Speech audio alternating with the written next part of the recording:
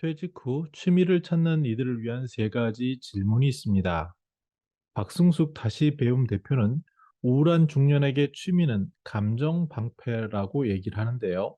익숙함을 벗어나서 새로움을 입어야 한다라고 합니다. 이번 시간에는 취미를 찾는 이들을 위한 세 가지 질문과 세 가지 시사점을 살펴보겠습니다. 박승숙 대표는 인생을 그림에 비유해 보면 전반기는 연필로 밑그림을 그리고 후반기는 물감으로 채색한다라고 이야기를 합니다. 그리고 그는 하나의 모자이크 조각이 되어 언젠가 동년배와 하나의 작품으로 완성될 순간을 기다린다라고 표현을 하는데요. 도서관에서 찾은 브라보 마이 라이프 6월호에는 평생 취미라는 헤드라인을 가지고 있는데요. 그 안에 19페이지에 박승숙 대표의 취미를 찾는 이들을 위한 세 가지 물음이라는 제 눈길을 끄는 기사가 있었습니다. 세 가지는 첫 번째는 이것이 지속 가능한가라는 이야기였습니다. 즉, 나중에 나이 들어서도 평생 취미로 할 수 있는가라는 질문인데요. 제 주변의 지인들을 보더라도 조금 과격한 운동을 하다가 60세가 되기도 전에 심하게 다치는 경험을 함으로써 더 이상 나에게는 맞지 않는구나라는 생각을 하면서 그 방향을 조금 직접 참여보다는 간접적인 방법 등으로 바꾸는 사례를 볼 수 있었습니다. 우리는 진지하게 이게 과연 평생 지속 가능한가라는 질문을 던져볼 필요가 있고요. 두 번째는 사회와 연결되는 활동인가라는 진지한 질문입니다. 우리는 여전히 건강을 지켜야 한다는 생각으로 혼자서 열심히 운동을 하거나 열심히 즐거운 취미를 하지만 그 방향이 자기를 향하게 됐을 때, 즉, 이웃과 연결되지 않았을 때 굉장히 외로움을 가중시킬 수 있습니다. 일례로 시니어 스포츠에 종사하는 지인은요, 피트니스 센터에서 이상하게만큼 시니어들은 혼자서 외롭게 운동을 하는 경우를 볼 수 있다라고 얘기를 하고, 저도 여러 번 책이나 이런 곳에서 소개를 했는데요. 고급 리조트나 골프 클럽에서 혼자서 외롭게 운동을 하는 분들을 볼 때, 정말 이 운동이 이왕이면 사회와 연결되는 활동이면 좋겠다라는 생각을 해봅니다. 그래서 게이트볼이라든지 아니면 탁구 경기를 끝나고 나서 같이 우리 짜장면 내기 할까 하는 그런 모습을 듣는 것에 미소를 지을 수 있는 작은 이유이기도 합니다. 세 번째로 박 대표는 나의 정체성을 확인하는 활동인가라는 이야기를 하는데요. 즉, 이 취미를 통해서 더 나은 사람이 되게끔 하는가라는 진지한 질문을 던집니다.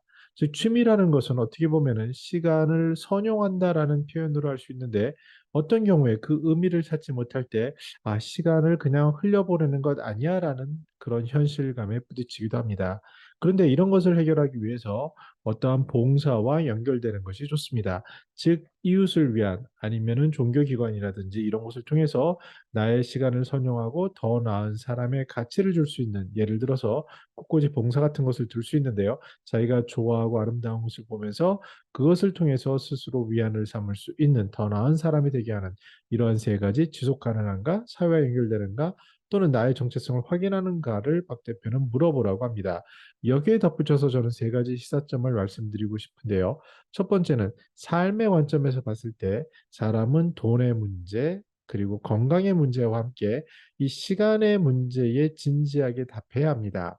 회사를 다닐 때는 8시간에서 뭐 많게는 열 몇 시간까지 할애되는 그 시간들이 일로 채워졌는데, 그것이 텅 빈 공간에 우리들은 그것을 온전히 우리들의 시간 자산으로 채워야 하는 숙제에 부딪히게 됩니다. 이랬을 때 그 자리를 가장 잘 채울 수 있는 것이 취미고요. 앞에서 본 그러한 것들을 연결하는 것이라고 할 수 있겠습니다. 이러한 취미는 방향이 잘 설정되어야 합니다. 즉, 단순한 생리적 의식주 욕구를 채우는 것, 안정감, 안전의 욕구라든지 소속감을 채우는 것에 그쳤을 때는 굉장히 회한이 남는 것을 많이 볼 수 있습니다. 결국 그 방법은, 방향은 더 나아가서 메슬로가 얘기한 존중, 존경, 완성을 넘어서서 자아 실현의 욕구까지 채워야 하는, 그러한 이왕이면 시간 자산을 이렇게 좋은 자아 실현의 방향으로 가는 것이 중요하다고 할 수 있고요.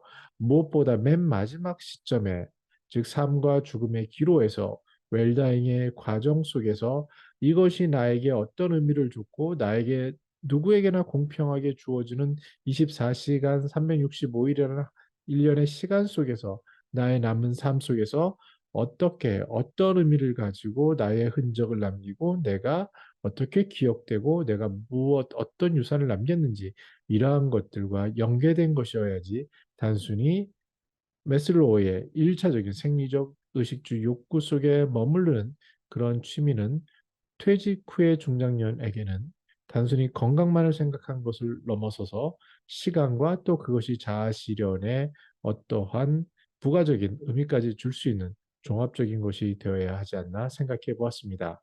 저는 더 나은 시니어 삶 공동체를 연구합니다. 감사합니다.